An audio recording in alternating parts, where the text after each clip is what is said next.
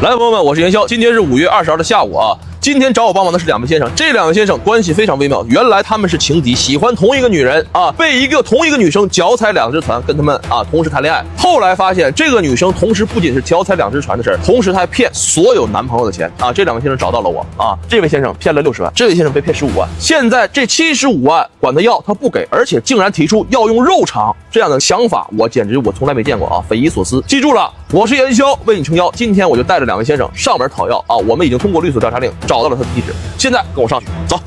来，朋友们，元宵现在到了这个女骗子家门口啊，咱们敲门，我通过外卖和网购地址锁定了他家地址啊。来，开门。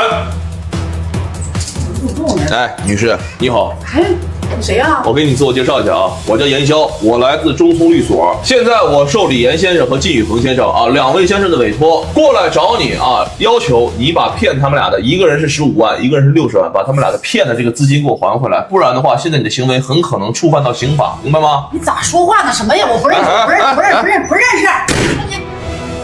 玩闭门不见啊！来，朋友们，没关系，元宵经常碰见这种情况啊，看我怎么把门打开。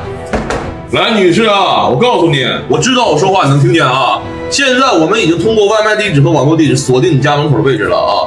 如果说今天你不开门，没关系，你想换地儿去跑到别的城市去去生活，我告诉你，你跑到天涯海角我都能找到你，明白吗？啊，因为你的身份证、电话号码现在我们已经掌握了，也就是说，现在无论你到哪里，我们都能找到你。今天闭门不见，躲着不是一个办事理性的态度，明白吗？如果到时候我报警，我让警察、法官啊来到你家里强制执行，你更难受。今天来我是来跟你协商的，不是来跟你办案的，明白吗？来，现在听我一劝，把门打开，正视这个问题，开门。哎，有完没完了呀？干嘛呀？你这威胁人呢你啊！我告诉你，不是威胁你，现在我马上下午就要起诉了，我这在起诉之前给你个机会，跟你诉前最后一次调解。我现在问你能不能调解？能调解吗？不能调解，我直接起诉了。起诉你可能要进去啊，要蹲监狱。你现在的行为涉及诈骗罪，明白吗？什么诈骗罪？你情我愿的，怎么呀？起诉什么呀？这都是。来，先生过来，来吧，认识吧这2位啊？认识吧？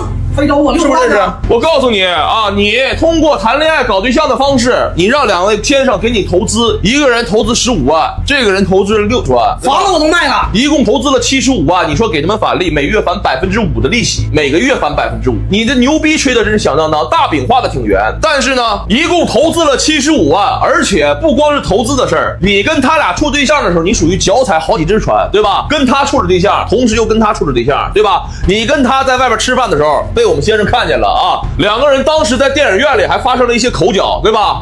我们这个李岩先生专门去电影院跟踪他俩的，对吧？还买的票进去的啊，拽着这个先生不让他走，说要报警，对吧？啊，还以